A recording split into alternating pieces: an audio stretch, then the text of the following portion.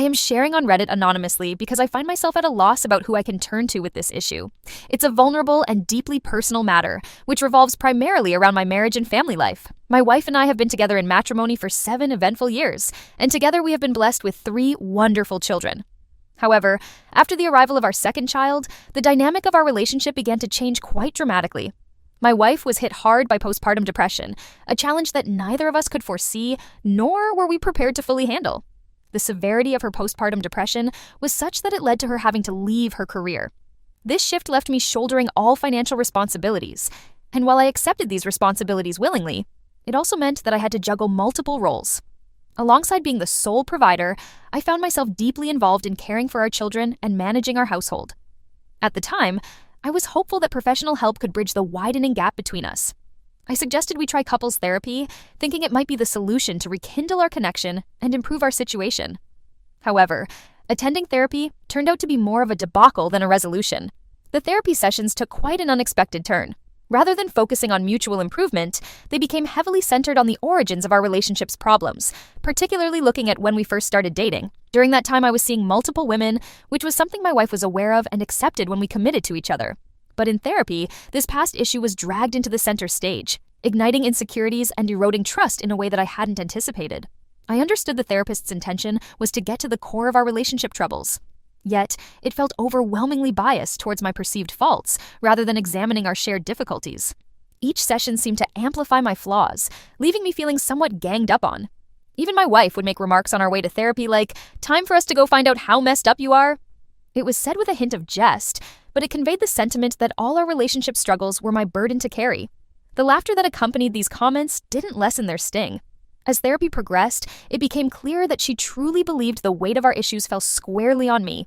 Yet, during this aftermath of her postpartum depression, she continued to sleep in much of the time, which was her way of coping, whereas I was up early taking on the roles necessary to keep our family life functioning, feeding our children, cleaning up around the house, handling my work responsibilities, and all while spending those hours every other week enduring what felt more like blame sessions than therapeutic ones. In the middle of it all, I felt she was not making enough effort to support the balance of our relationship or family. While I was stretched thin managing multiple fronts, work, children, and marriage, her lack of engagement in household duties and our shared life was painfully evident. It seemed like every bit of effort I was making to spark change went unnoticed, and her contributions felt alarmingly minimal. Looking back at those days, I couldn't help but feel overwhelmed by the hazards of navigating marriage, parenthood, and inevitable personal growth, confronted with an unsatisfactory partnership in crucial moments. It was only 3 years ago, yet those feelings still linger as we navigate through current complexities. Life, as usual, was settling into a rhythm when suddenly a new development arose. Last week, my wife realized her period was late. Now, we've been through this kind of cliffhanger before, but each time still brings its own set of anticipations and anxieties. We had an old pregnancy test lying around the house, and so she figured, why not use it? It was one of those moments that you just find yourself holding your breath. The test showed a faint line, suggesting that she might be pregnant. It was a moment of mixed emotions, part excitement, part anxiety, and a hint of apprehension. Reactions ranged across the entire spectrum of feelings. I remembered how our family had grown and adapted each time before, yet the thought of adding another member was slightly daunting. Interestingly, despite the revelation, she did not cancel her plans. That evening, she set off to meet her friends for drinks, a routine on some weekends. It seemed a bit concerning, but perhaps she needed to process the possibility in her own way. Yet, the worry started to creep back in as I waited home, looking after our kids, knowing she might be pregnant, and she was still indulging an atmosphere led by so many drinks.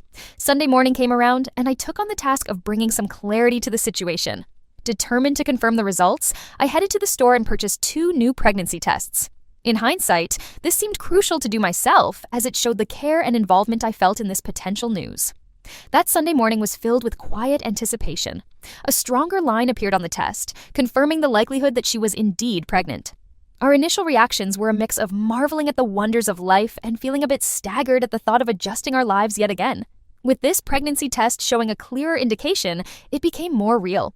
Still, my wife had plans for brunch that afternoon and chose to attend despite what we'd just discovered together that morning. She left for brunch at noon. Despite knowing the results, she didn't change her plans, heading out and returning later, not just tipsy, but quite intoxicated after an afternoon of martinis. I was left at home, once again juggling the kids and household duties, wrapping my head around how to approach this new stage of our journey. I was wrestling with a storm of emotions, not just over the pregnancy, but how it appears she was handling it. It struck a chord deep inside me, stirring confusion and frustration. Despite how disoriented and overwhelmed I felt, I knew we needed to address these actions and what they meant for our future as a family. Her decision to drink heavily in this context felt like a flashpoint, hinting at possible underlying complexities we'd need to untangle together. Monday rolled around, and I found myself back in the office, trying to bury myself in work and distract from the whirlwind brewing in my mind. But that plan quickly unraveled when my wife called, sounding more uncertain and anxious than I'd heard her in a long time. She confided that she was scared. Shivers went down my spine as I listened, realizing that behind all the bravado and rash decisions was a deep-seated fear brewing within her. Inwardly, I was mirroring her feelings. I, too, was scared to my core. We both sat with this fear, acknowledging it between us over the phone as we attempted to find solace in sharing it. My reassurance came as naturally as one can try during such chaotic times. I tried telling her we'd figure it out, relying on the same thought that's helped us manage through other challenges. One step at a time, as partners in this unpredictable journey. Yet, my peace was fragile, challenged by the uncertainty of our situation and the future of our relationship. That evening, as we gathered for dinner, I noticed her demeanor had shifted. Where fear was once palpable over the phone, a simmering discontent and resentment seemed to cloud the atmosphere around us. It wasn't like before, when we could engage in small, loving gestures or find comfort in the ordinary routines of our day. Instead, a litany of irritations unfurled from her in our small talk, primarily centering around how frustrated and angry she was to be unexpectedly pregnant at this point in our lives.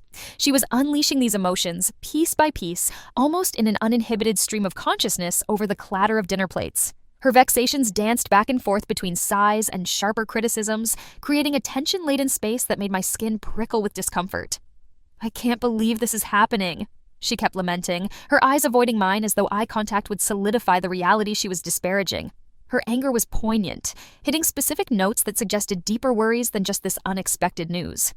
It stirred up a restless feeling within me as well, knowing that behind these words lay layers of unspoken fears, expectations, and regrets. This barrage of grievances against fate seemed to push us further into a conversation that begged for earnestness and truthfulness about how we were handling everything recent, a conversation we hadn't fully engaged in yet. It became clear that she was battling with the concept of motherhood anew, and what adding another child would mean for the rhythm of our lives, and even our future as partners. Yet, in this torrent of words and emotions, there was a looming suspicion at the back of my mind. Was there an intention behind her actions? Drinking during the early stages of pregnancy seemed calculated on some level, as if there was a subconscious wish for things to reset to our pre-pregnancy norm. Inwardly, I struggled to articulate these suspicions without sounding accusatory. I didn't want to believe she could hope for such an outcome, but that fear swirled relentlessly in my mind. It added a thorny layer to my already complicated emotions, reminding me of the valid concerns surrounding her decision-making. In the buzzing clamor of domestic life, this revelation created an echo chamber of anxiety and anticipation. I knew we were at the precipice of something significant, yet unspoken, that required attention, patience, and a reinforced commitment to understanding one another truly.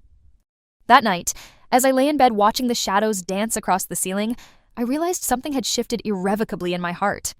I had moved from feeling overwhelmed to a growing, simmering anger, a kindling flame threatening to become a full-fledged fire. I felt trapped in a cycle of unspoken expectations and unvoiced disappointments, each day resembling a new chapter in a book I never signed up to read. It was as though, in my silence, I had given up a part of myself, sacrificing my needs and desires at the altar of what was supposedly best for our family. But the reality was, this fear, this anxiety about what the future held, had masked an underlying truth I had been too hesitant to face head-on. I was profoundly unhappy. Unhappy with the way things had spiraled out of control, with the ease at which chaos had entered our life and seemingly taken up permanent residence.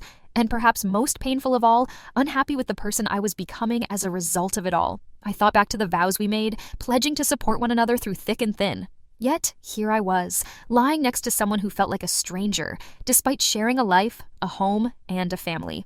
The divide had grown so wide, I wasn't sure if it could be bridged. Our conversations, when they happened, seemed to scratch the surface of what really mattered, always stopping short of delving into the core issues. It struck me then that perhaps this was why I was secretly entertaining the thought that had recently begun haunting my waking hours. The need for resolution couldn't be walked around any longer. Was divorce the answer? This question was more than a daunting shadow, more than a mere whisper among my thoughts. It was a tangible possibility, taking form as I reached out to divorce lawyers to explore what my options would be. The act itself ended up being surprisingly cathartic. Making these calls during lunch breaks at work provided a stark contrast to the energy I had to muster just to keep functioning day to day at home. It was as if this simple act of inquiry had flipped a switch within me. It wasn't just the idea of separation, but the potential for a fresh start, for clarity that made me breathe a little easier. Still, I couldn't ignore the pang of regret and hope mingling uncomfortably within me. Divorce wasn't a solution without consequences, without pain. It represented a serious, irreversible step, one that could forever alter the lives of our children, ourselves. It was a decision too weighty to make without considerable thought. Amid the legal jargon and cold facts presented by these faceless voices on the other end of the line, I sought reassurance for an uncertain future. Could this path pave the way to a healthier, more peaceful environment for everyone involved? Did it promise liberation, or simply serve as an escape from a reality I felt ill-equipped to change? While I knew I couldn't overlook what brought us here, the potential aftermath weighed heavily on my mind. I questioned whether this growing anger was justified enough to make a permanent decision, and whether it was fair to sever the ties of a relationship forged over years and through various trials. Yet, underneath it all, a small, hopeful voice persisted. A voice reminding me of the possibility of happiness, the potential for a newfound freedom to rediscover who I was outside the bounds of turbulent, toxic cycles. Whether that meant repairing our damaged home or starting afresh somewhere else, I had yet to decide. All I knew was that something needed to change, fundamentally and decisively. So here I stand, not on the edge of finality, but on the cusp of introspection, weighing choices that could renew our lives or pull us apart. If nothing else, honest conversations and hard truths beg for their day in the spotlight, pushing me to navigate the complexities of love, resentment, and responsibility with more sincerity than ever.